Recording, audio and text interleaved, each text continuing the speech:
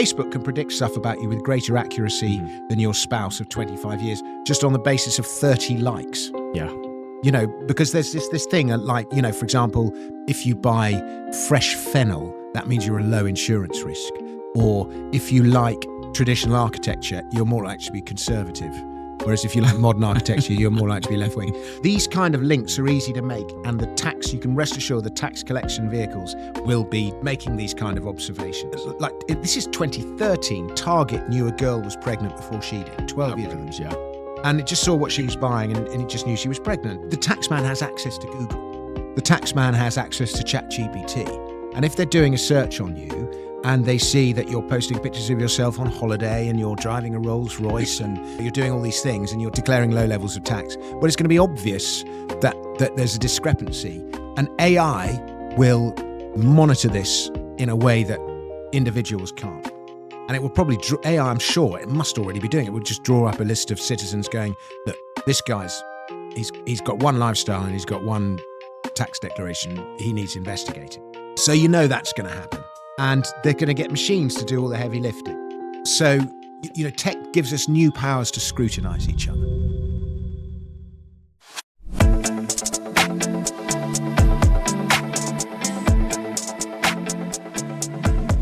Welcome back to another episode of Cypherpunk'd. I'm here with Dominic Frisby, and we're going to discuss the next episode of our series on his book, Daylight Robbery.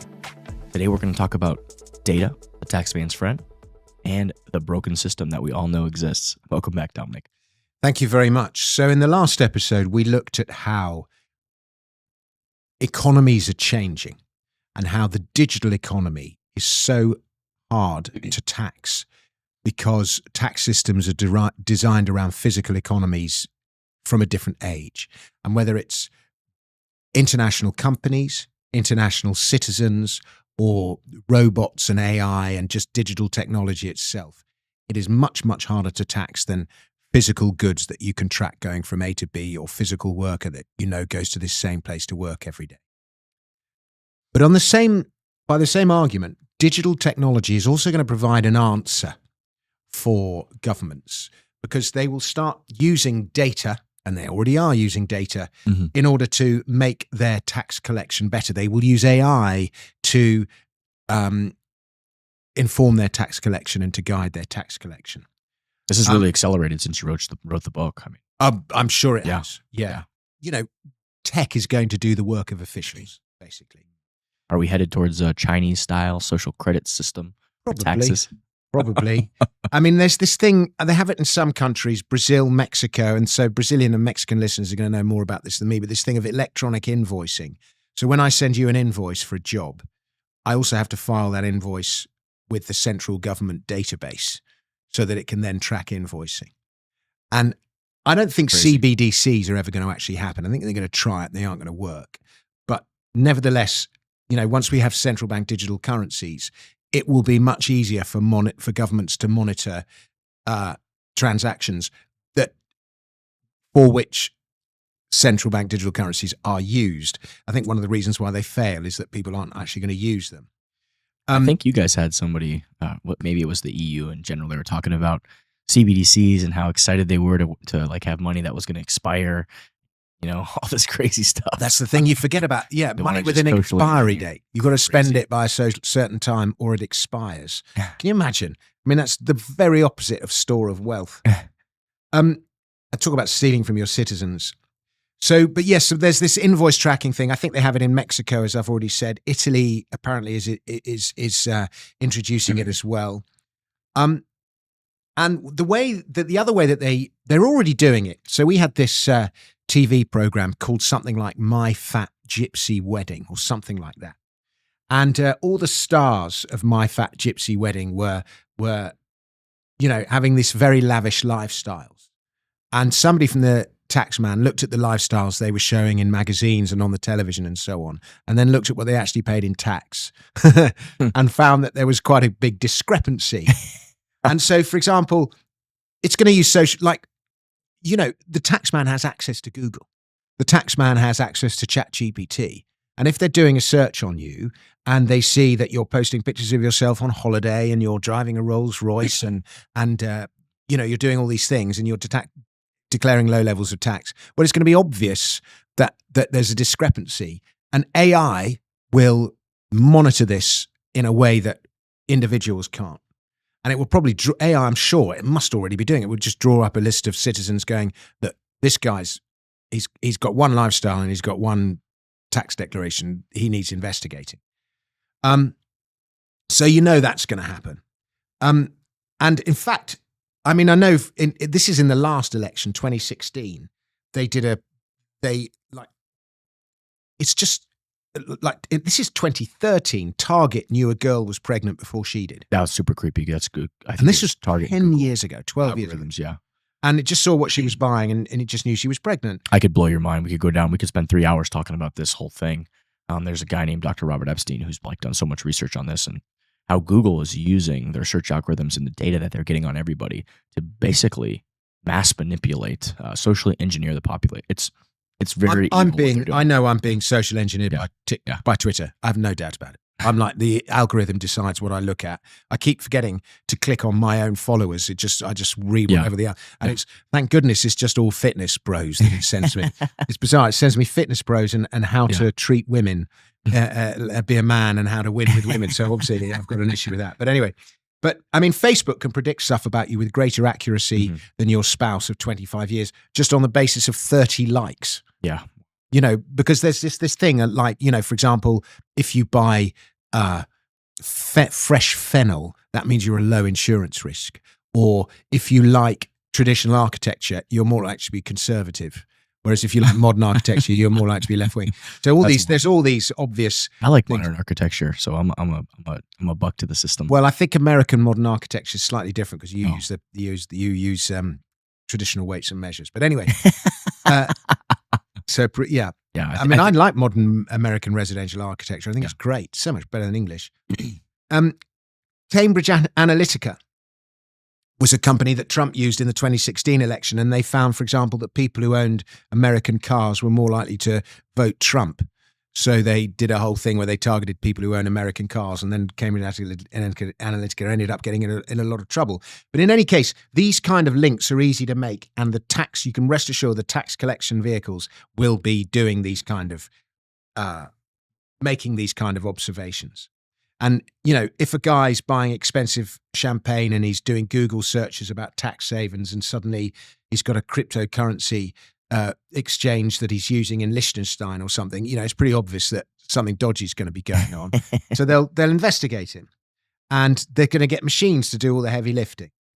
And so this is, tech gives us new powers to scrutinize each other.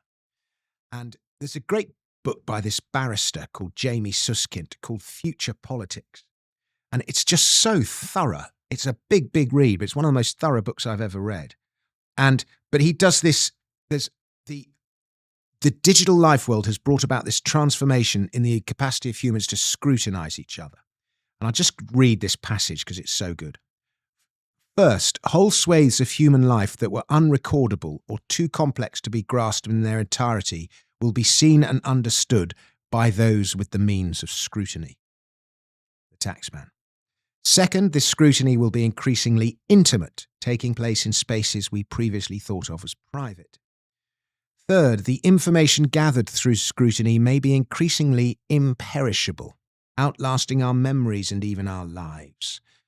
Fourth, our behavior will become much more predictable to machines tasked with looking to the future. Finally, our lives will be increasingly rateable, subject to scores, ratings, and rankings. The cumulative result will be scrutiny beyond anything we've experienced in the past, and a corresponding increase in the power to which we are subject. This brings me to my next question. I'm going to ask you if you re-release this book, I want you to label this chapter. I want you to change the name to Cypherpunk'd Nightmare. Well, it is a cypherpunk. It really is. I mean, it's extremely Orwellian. It's extremely disturbing and creepy. And if you look at taxes throughout history, when they start getting like this and they start invading privacy and it gets to this point, there's almost always a massive backlash. It seems like that's what people just get fed up with it. Yeah, I mean, we're going to we might be going, if we're not careful, into this sort of thing where you have a company of 10 people.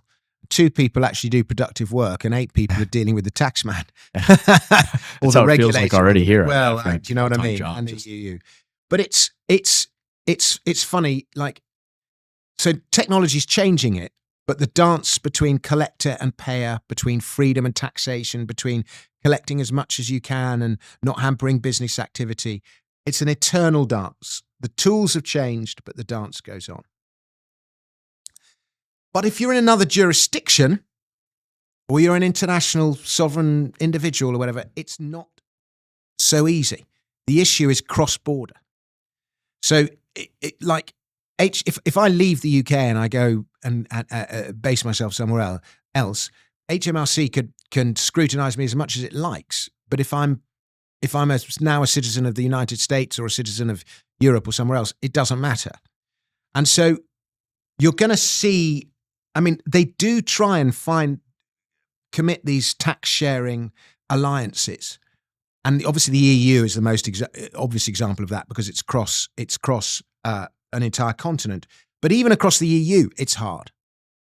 And if you're an individual in Florida, well, Florida's not necessarily going to exchange information about you with California, or maybe it will. I don't know. Definitely not. Yeah. So the maybe New York and California maybe, but so there'll be some alliances and some, but so not, and particularly if you've got a right wing guy in one country and a left wing guy in another, so it's hard for international cooperation. There's lots of campaign bodies trying to make it happen, but so a left wing guy will look at tax havens and they're evil because these people escape the tax haven. And then a right-wing guy will look at tax havens and go, well, they're quite good. They serve an essential function because they allow people to escape. Yeah. So, you've just got these different interpretations. Mm-hmm. But, some say Ireland was clever because it had 0% or low levels of corporation tax. And then other people think Ireland's evil for doing that. So, it's very hard to get international it's very hard to get agreement on what is right and wrong. But cross-border tax agreements and sharing has proven hard to do. Countries are very, very reluctant to do it. You'd sort of think if we had, for example, say Nigel Farage was Prime Minister here and Donald Trump was Prime Minister in the States, and we know that Nigel Farage and Donald Trump are mates, you might think that some kind of mutual tax sharing agreement would be reached. But to have a Prime Minister that is, that is as matey as Trump and Farage is unusual. And it might be that by the time Farage never gets elected, but it might also be that by the time he gets elected, Trump's no longer there. So it's just not that easy. But the same technology that is enabling people not to pay taxation and that is making it difficult for governments to tax people is also enabling the tax justice warriors, the investigative journalists that expose you, the left wing guy who hates what you're doing. And I've had people do this to me. Some guy doesn't like me on Twitter, and they do a quick audit, and then usually it's wrong, but there is some truth to it. I had some guy, and he found out I was involved with this company that I used to be CEO of, and that the previous incarnation of the company was a uranium miner in Mongolia, and he started accusing me of mining uranium in Mongolia, and I never had anything to do with uranium mining in Mongolia. It was just a previous, but it was enough to smear me, and it was enough to. Well, this is what they use this as a tool. This is like a deep state tool where they. At least the government, what they'll do is they can't get you on anything else. They can't get you on anything, morally wrong or whatever. So what they'll do is they'll take this tax code and I've said this before on this podcast, that's 5 billion pages that nobody could ever understand or read. And they'll find some way, right? Because it's like, you show me the person, I'll show you the crime. That's essentially what the tax code has become here in the United States. It's like, you're going to find something somebody did that they didn't know about, and you can nail them with it, right? I mean, that's they can't get you any other way. That's how they're going to go after you. Sure. That's what they do. And that's, the way you do it, opponents of politicians do it all the time. Yeah. You remember 15 years ago, they said such and such, and they did such and such. Looks like the UK Chancellor might lose her job because she's been lying on her CV. Well, everyone lies on their CV, but she's the Chancellor, so you can't do that. And so anyway, she's in deep doo-doo. But you find... What's a CV? curriculum vitae, your biography, your okay. when you got a job, you have to say what your CV is. Okay, gotcha. Everyone exaggerates. Yeah. But not if you're chancellor. And so, so we saw, for example, in 2006, I think it was, there was a leak and all the Swiss bank accounts were leaked. And then we had the Panama Papers where everyone who had Panamanian bank accounts were leaked. And, there are people who hate what Amazon and Google and Facebook. And so they get studied and scrutinized, and the ability to study and scrutinize, citizen journalism. So all this, it can work. It's going to work both ways. Yeah. It's going to work for you. It's going to work against you. But it's a thing, tax shaming. It's a new thing. So I don't think we're going to see homogenization of international tax. And it can only happen if they find a solution to taxing the globalized, intangible digital economy, whether it's the worker or the companies. And so I think fragmentation is the more likely outcome. But even so, the data and the AI and the bots and all this that are causing such problems are also going to be the solution for governments, and we're going to be trapped in this eternal dance. But broadly speaking, my argument is that the nature of economy is changing, the nature of tax is going to change, the nature of government is going to change, and they are going to have to do less. I love it. I love it. It's a good thing. But they just can't afford to do more because they do not have the money. I love it. So there's no doubt that the system is broken. And today's social democracies, sorry about that, they're founded on the principle that government's role is not just to protect its people, it's to redistribute wealth, equalize life chances. Can't be done, but that's what they think is their purpose. And taxation was supposed to be the means to achieve that. But if anything, society has actually got more unequal. They've made it more unequal, yeah. They have made by trying it. to corrupt the system, and like you said, the blood flows naturally in a body, but they put all these barriers in all these places, and now they've got a chronically ill patient is what they've developed. And Oxfam puts out these statistics every year about wealth inequality, and I haven't even looked at the most recent ones, but when I wrote this book, we found that a US CEO would earn more in a day what an ordinary American worker makes in a year. Wild. And billionaire wealth rises at 6 times the speed of an ordinary worker's. And the richest 1% is greater than the other 99% of the world. And there's also, but there's, as well as inequality of health, of wealth, there is inequality of health. And you look at the life expectancy, the usual measures of health, infant mortality and life expectancy. And, the gap in life expectancy between the rich and poor is enormous. And you even see it in the same city, like 2 blocks away from each other, you've got a rich neighborhood and a poor neighborhood, and the people in the rich neighborhood live way longer. I think there was one neighborhood in what region was it? Where was it? I wouldn't be surprised at all. I can't even remember which region of the US it was, but it was 14 years shorter, 2 blocks away. Wild. And you just see then there's inequality of opportunity. If you're privately educated, you get way, way more opportunity coming your way than you do if you're publicly educated. In the UK, for example, 7% of students are educated privately, but 61% of doctors and 74% of judges are educated privately from that 7%. You're even more likely to win an Olympic gold medal if you're educated privately.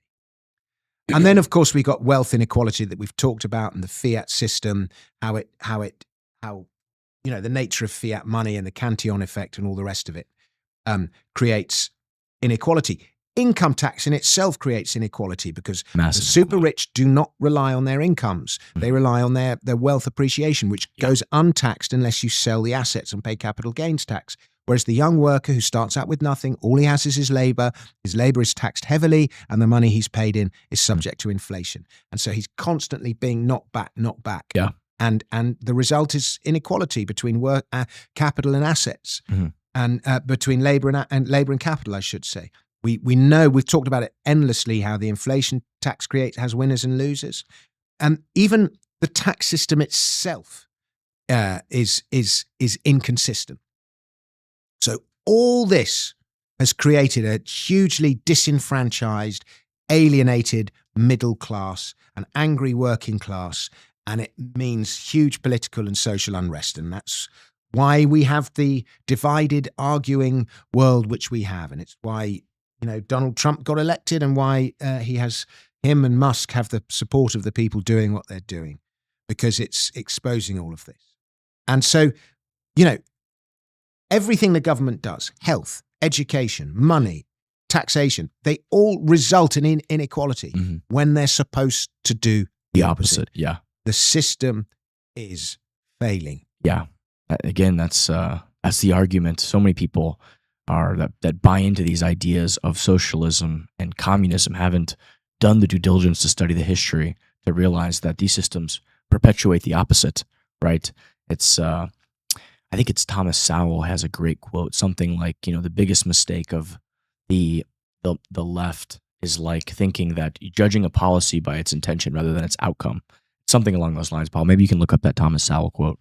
It's a great quote, right? And then the argument is always like, this time we're going to do it better. This time we're going to do it better. But it just fundamentally distorts and doesn't understand human nature. When you don't take that into the equation, the best way to raise people out of poverty is the Hong Kong model. You want the best schools, you want the best roads, you want all these things that Hong Kong excels at. It's in the top 5 to 10 of all of these things, and it has one of the best tax systems over the past 50 to 100 years, right? Sure. And we talked about how people would rather be freelancers than in fixed employment with one company, and that is because people want to own their own shit. And people would rather pull themselves out of poverty than be given stuff. Yeah. If you are constantly given stuff, then you become lazy and you become fat and you become entitled. Human nature. Yeah. And you're 100% right. And did you see the recent studies on, I don't know if we talked about it on this podcast series, but the test cases of UBI where they tested it out in California? We haven't talked about it. But have you seen the implications of it? Oh, it's fascinating. So I believe they rolled it out in California and they were testing it in a small area. And what they found was that the people that they were giving that income to, after, a year, 2 years, whatever, they looked at them, those same people, and those people were in no better position. They had not improved at all. They were in the same, essentially had become more of a crutch than anything else. So you'd think that the argument was that, okay, if you just give people an opportunity that they can, that now they don't have to worry about just paying rent or whatever, that they're going to climb themselves out of it. It made absolutely no difference. It did not do that, which is hard to believe, because the whole logic of it was like, give them some stability and they'll. But I think there's something fundamental to the human experience of that you need to have growth to be able to pull yourself up, right? This idea of personal accountability is just core to the human experience. And people are happier when they do it. Exactly. Human experience and economic theory do not always marry. Yeah. Often it's very different beasts. Famous quote that goes back, I think it's from the Bible. It's maybe it's even Jesus that is attributed to this. If you give a man a fish, he eats for a day. If you teach a man to fish, he eats for a lifetime. Absolutely. John verse, I don't know. So Adam Smith, who is one economist whose theories did bear relevance to the real world, had this idea of the 4 canons of taxation. He had 4 general principles that any tax system should follow. And his first was that taxes should be fair. Citizens should contribute towards the support of the government as nearly as possible in proportion to their respective abilities. And this principle, with income taxes and inflation, as I've already discussed, is not being adhered to. And the inflation and other stealth taxes breach Smith's second principle too, was that the time of payment, the manner of payment, the quantity to be paid ought all to be clear and plain to the contributor. Even ignoring inflation, which is a stealth tax, modern tax systems are neither clear nor plain. They're blighted with complexity. It's not like the UK tax code is 12 times as long as the Bible, right?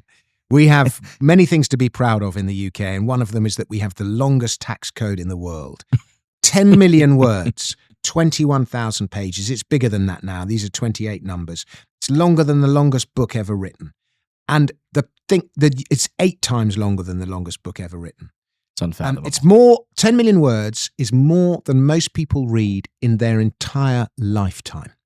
And the words are unreadable. It's not like a page turner, the UK tax code. You can't understand. Oh, they write in this. Notoriously incomprehensible. And They did an AI study on this recently too, where it's like, they call it like legalese. Like these people write in these ways that like, it's basically to say, fuck you, peasant. You're not supposed to understand this.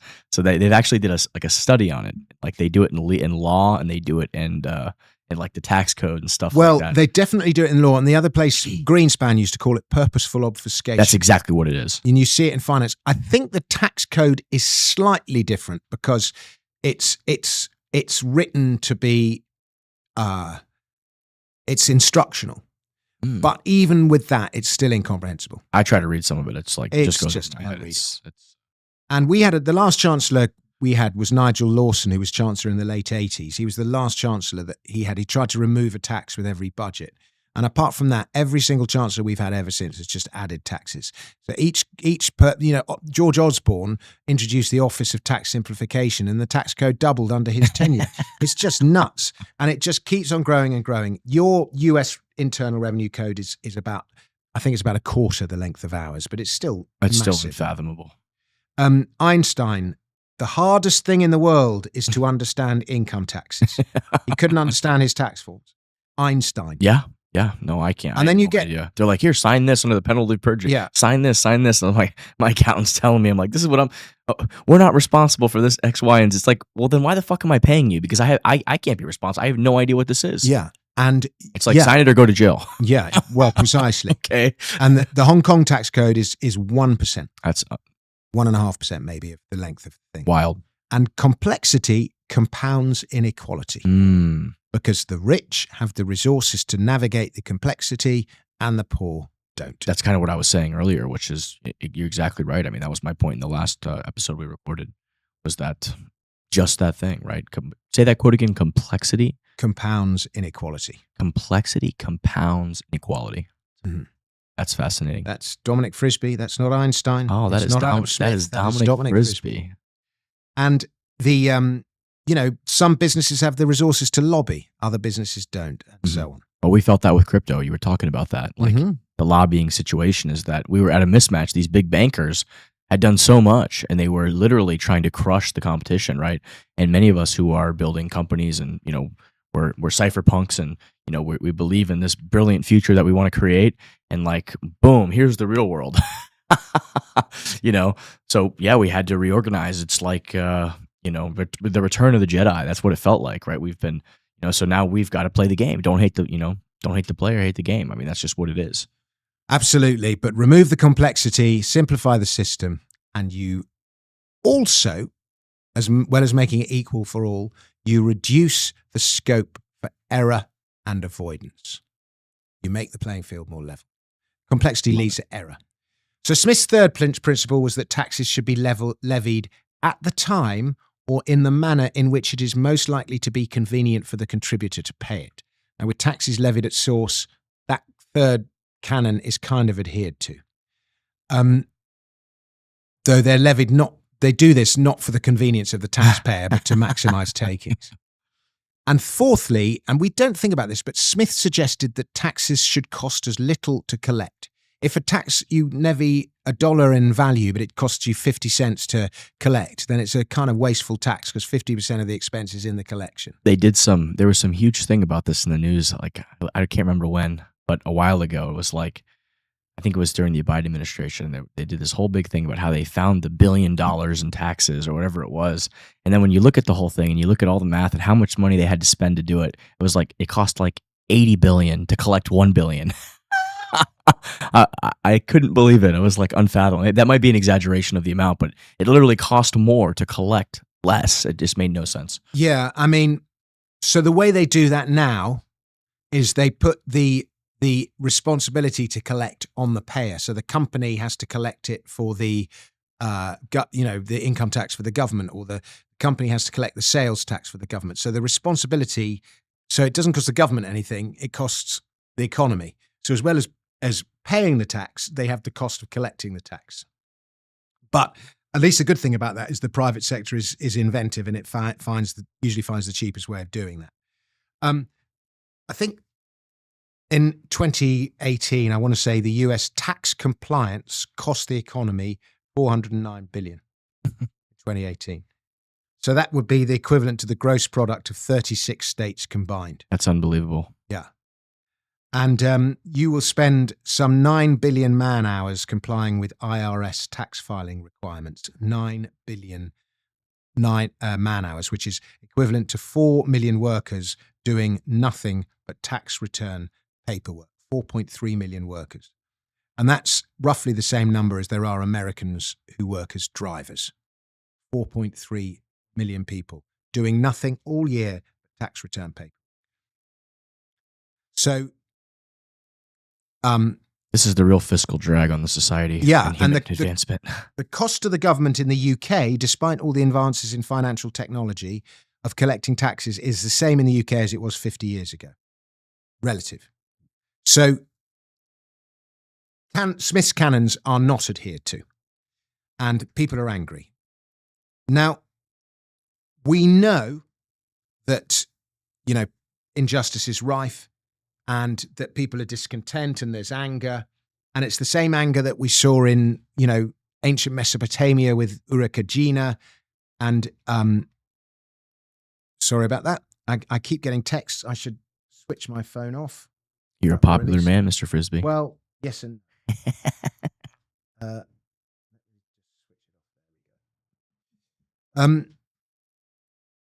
and people are angry, families are being squeezed, people are struggling. Now, we talked about this again. I just want to mention it again. Taxes are the price we pay for a civilized society. Those words are inscribed on the outside of the IRS building. But many people do not agree with the tax system. They do not agree with the taxes they pay. They do not agree with the way they're taken. They do not agree with the consequences. We talked about unintended consequences. The unintended consequence of government equalizing life chances is it's made society more unequal. Many people do not agree with how the proceeds of their labor are spent. And is that civilized? The answer is no. It is not. I would have to agree. And John Maynard Keynes was famous for his quote where he said, by 2030, man will be living a life of leisure, working just 3 hours per day, free from pressing economic cares. This was his famous prediction in 1930. And he was right in that man has got more productive. Food, clothing, technology, even the cost of building houses, all these things have fallen in price and risen in quality. In 1900, 80 to 90% of a worker's earnings were spent on food, clothing, on shelter. Now it's just 40%. Where Keynes was wildly wrong is there was one enormous cost that he completely missed, and that is the cost of government, the cost of the state. If he would have listened to Friedrich Hayek, he wouldn't have missed it. Maybe. Friedrich Hayek had many conversations with him about this and explained this to him. Perhaps not as early as 1930. And it is the most expensive purchase you ever make in your life. Your government. Buy a country. So we're almost at the final chapter now, but I just want to talk about the nation state, because we've seen that the government's spending more, but their revenue is prejudiced. They're relying too much on debt. They're going to find it harder and harder to tax this new digital economy. They're going to have to change what they do or go bust. Now, many countries that we know today have only existed for 200, 250 years, one of them being the United States itself. Germany, 200 years old. Italy, 150 years old. And these countries, I said that tax is power, these countries were defined by their new tax systems, which were born out of the Industrial Revolution. And many of these countries are simply going to go bust. So that the nations, and we've talked about this challenge of cross-border tax payments, that's another factor. And with the rise of the digital economy, and the ability of companies to base themselves anywhere. The nation state, as we know it, is if it can't adapt, it is going to struggle to fund itself. And we see that smaller nations, now America's the exception to this because it has the individual states, which kind of give it this flexibility. But smaller nations tend to be more nimble. So countries like Iceland, Estonia, Malta, Caribbean islands, they're all embracing blockchain technology and cryptocurrencies. El Salvador is doing Bitcoin much quicker. It can just move quicker than a big country can. And if you look at the richest countries in the world, with the exception of the US and Germany, they all have populations. They used to all have populations of more than 20 million. Now they all have populations below 20 million and most times below 10 million.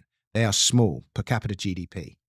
And we're in this trend towards smaller states. The UK voted to leave the European Union. Catalonia wants independence from Spain. Yugoslavia broke up and has become Croatia, Kosovo, Macedonia, Montenegro, Serbia, Slovenia, Bosnia and Herzegovina.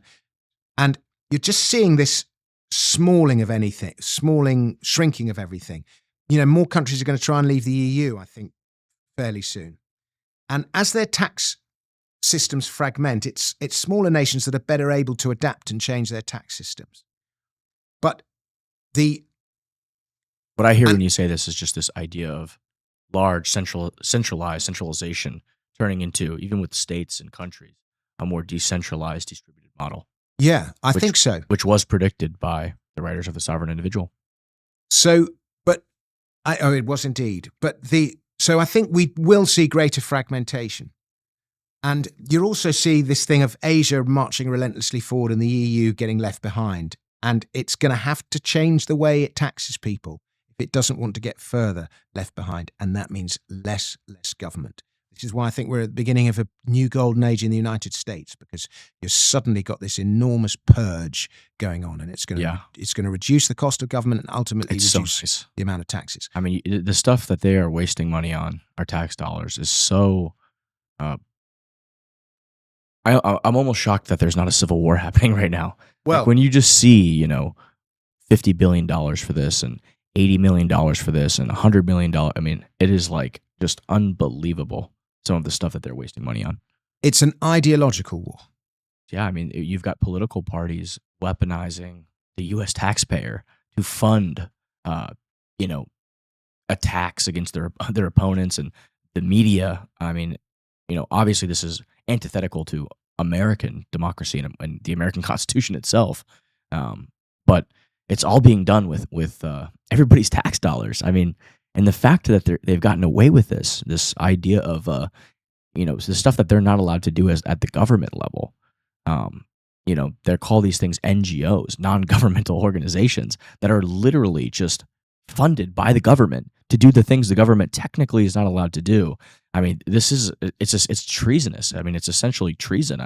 I'm just shocked that there's not blood in the streets. I mean, if society wasn't so civilized and we just didn't live in such a civilized time, it feels like, if capitalism hadn't created such abundance and wealth, and even the poorest of today are still doing better than people 1,000 years ago, right? The richest of 1,000 years ago. The quality of life hadn't improved so much, and people weren't so distracted, and the education system wasn't so bad. People really could understand what's happening.